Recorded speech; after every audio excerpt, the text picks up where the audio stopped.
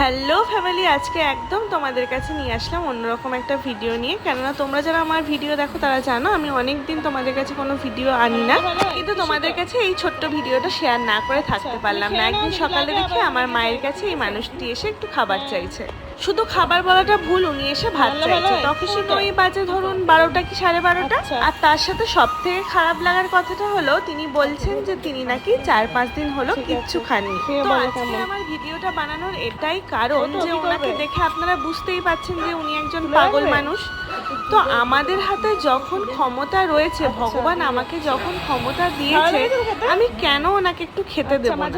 হ্যাঁ, আর একটা কথা, এই তো অনেক মানুষ বলবে এই তো খাবার দিয়েছো এর জন্য আবার শো অফ করার কি আছে, হ্যান ত্যান। আমার বাড়িতে যেটা হয়েছিল আমি সেটাই দিই। আর শুধু এইসব মানুষগুলোকে নয়, এই অবলা জীবগুলোকেও খেতে দিও যারা আমাদের বাড়িতে রেগুলার থাকে। ওদের সব সময় আসা যাওয়া থাকে আমার বাড়িতে। আর আমি যেখানে থাকি সেখানে প্রত্যেকটা মানুষ এত ভালো যে ওদেরকে সব সময় খেতে দেয়। যেমন এখন আমার বাবাই ওদেরকে খেতে দিচ্ছে।